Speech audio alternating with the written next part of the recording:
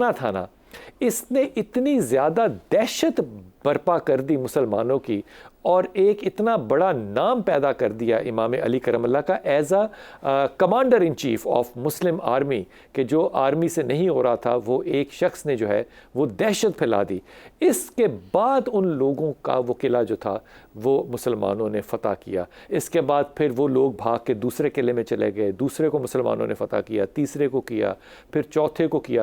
ان میں سے کچھ روایتوں میں ایسا آتا ہے کہ 2 ایسے قلعے بھی تھے یا اس سے زیادہ تھے جنہوں نے سرنڈر بھی کیا، لیکن 5واں قلعہ جو تھا یہ سب سے مشکل تھا، اور اس کا ذکر ہم تو خیر 5 کا ذکر نہیں کرتے، ایک پہ چھوڑ دیتے ہیں، ایک پہ چھوڑ دیتے ہیں بات کو۔ 5واں قلعہ جو تھا یہ پہاڑی کے اوپر تھا، اور وہ اوپر سے پتھر اور گرم تیل اور تیر چھوڑتے تھے، تو مسلمان جو تھے وہ اس کے پاس نہیں جا سکتے تھے۔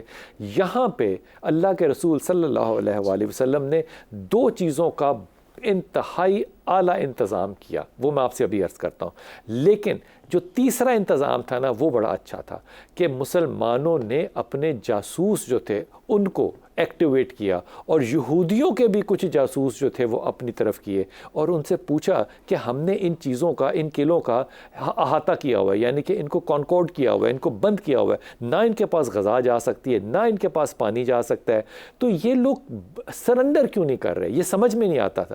ان لوگوں نے بتایا کہ یہ قلعے بڑے پرانے ہیں، اس لیے یہودیوں نے ان قلعوں کے نیچے سے سرنگیں بنائی ہوئی ہیں، تو یہ وہاں سے اپنی سپلائی چین جو ہے نا، جس کو آج کا سپلائی چین مینجمنٹ کہتے ہیں، وہ سپلائی لے کر آتے ہیں، تو اس لیے یہ تو جب تک آپ کھڑے رہیں گے ان کو تو فرق ہی نہیں پڑتا، ان کا کھانا پینا جو ہے وہ ان سرنگوں کے ذریعے جو ہے وہ آ رہا ہے۔ ان سرنگوں کو جب مسلمانوں نے بند کیا تو پھر وہ لوگ سامنے جو ہے وہ لڑنے کے لیے آئے، اور وہ لڑائی تیز ہوئی۔ مسلمان لڑ نہیں سکتے تھے کیونکہ وہ پہاڑی پہ تھے۔ یہ بہت ہی زیادہ مشکل جنگ تھی جو کہ مسلمانوں سے حل نہیں ہو رہی تھی۔ پھر اس پہ اللہ کے رسول صلی اللہ علیہ وسلم نے آپ کو ٹیکنالوجی دی، اور وہ ٹیکنالوجی جو تھی وہ یہ تھی، ریمپس بنانے شروع کیے۔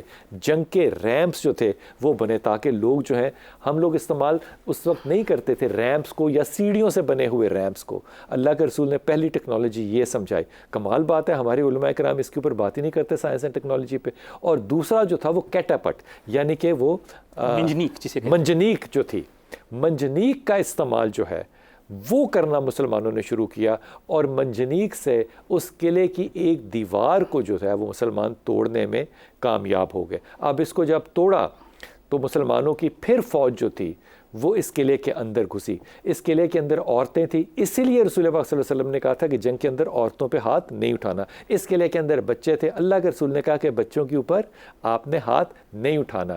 اس قلعے کے اندر اتنا مال تھا سونے اور چاندی کا کہ مسلمانوں کے تمام جو گلے شکوے تھے نا غربت کے، وہ مٹ گئے۔ اس پہ صرف ایک جملہ کہتا ہوں، حضرت عمر خطاب نے کہا کہ ہجرت کے بعد جب مدینے آئے ہم نے کبھی پیٹ بھر کے کھانا نہیں کھایا تھا۔ ہائے قربان جائیں، کہا جب خیبر کے بعد ہم نے پیٹ بھر کے کھانا کھانا شروع کیا، اور مسلمانوں نے اہل مدینہ سے جو انصاریوں سے ادھار لیے ہوئے تھے، قرض لیے ہوئے تھے، یا کسی سے بھی قرض لینے تھے، وہ قرض جو تھے وہ بھی واپس کر دیے۔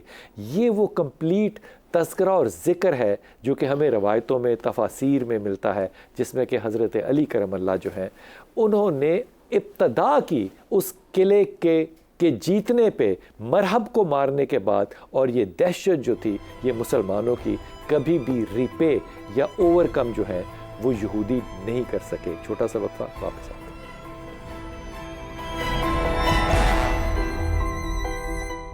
بسم اللہ الرحمن الرحیم۔ آپ کی دعا کی بات کرنی تھی، وہ میں بیچ میں کاٹ گیا تھا معذرت کے ساتھ، وہ پوری کر لیں بات۔ گفتگو ہو رہی تھی کہ دعا مانگنے کا سلیقہ ہوتا ہے، طریقہ ہوتا ہے۔ تو جناب موسیٰ نبیین علیہ السلام کوہ طور پہ جا رہے ہیں، راستے میں ایک آدمی کو دعا مانگتے ہوئے دیکھا، بڑا اونچی آواز میں مانگ رہا تھا۔ اللہ کی بارگاہ میں حاضر ہوئے، عرض کیا رب العالمین وہ تیرا بندہ تجھے پکار رہا ہے، اللہ اس کی دعا سن لے۔ فرمایا کہ اے موسیٰ وہ لفظوں سے دعا مانگ رہا ہے، اس کا قلب حاضر نہیں ہے۔ لفظوں سے مانگ رہا ہے، لفظوں سے دعا مانگ رہا ہے، اس کا قلب حاضر نہیں ہے۔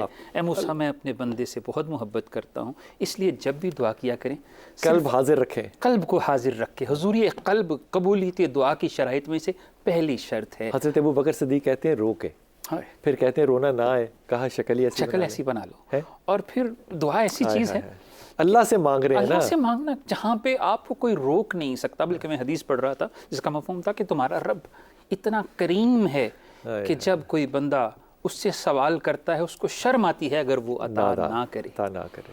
اور یہ ہر حالت میں عطا ہوتا ہے، لیکن اس کے اوپر اگر آپ کے دل میں کوئی دلچسپانہ سوال ہو کہ مجھے تو ملا نہیں، تو میں اس کا جواب تفصیل سے انشاءاللہ تعالیٰ ضرور دوں گا. لیکن پہلے کالر لے لوں. جی السلام علیکم نادیہ بیٹا.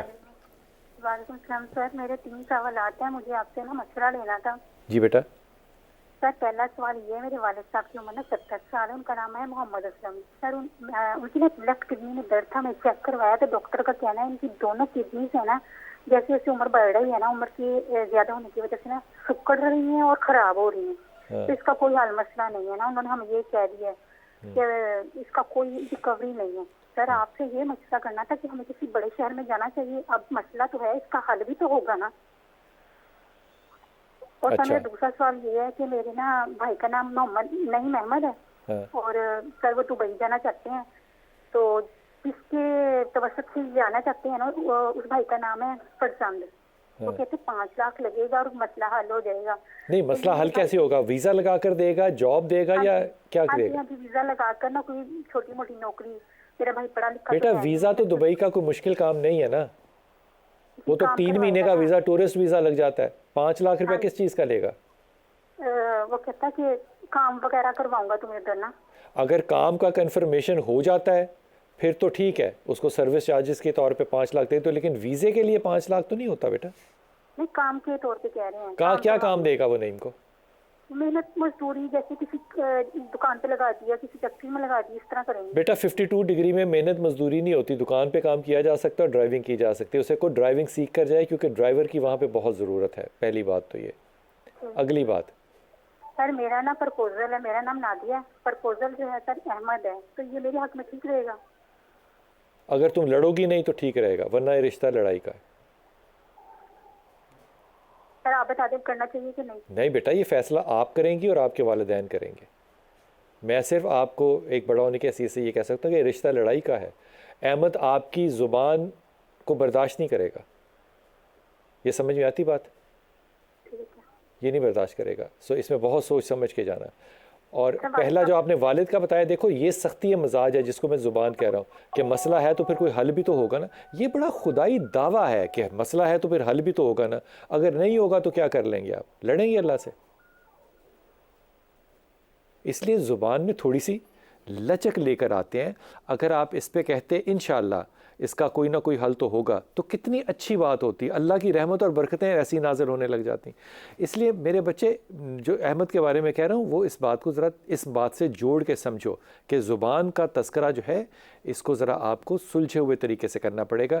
اپنے والد سے کہیے کہ بڑے شہر میں جائیں، یقیناً جائیں. اس بات کو پروسیس کو ڈیلے کیا جا سکتا ہے. اور آیت کریمہ جو ہے اس کا ذکر اور اس کا ورد ہر وقت کرتے رہیں. اللہ تعالیٰ آسانی فرمائے. رشتے کے اوپر میری پازیٹیو رسپانس نہیں ہے، باقی آپ چاہیں تو آپ ضرور کر سکتے ہیں، وہ آپ کی مرضی ہے. جی اسلام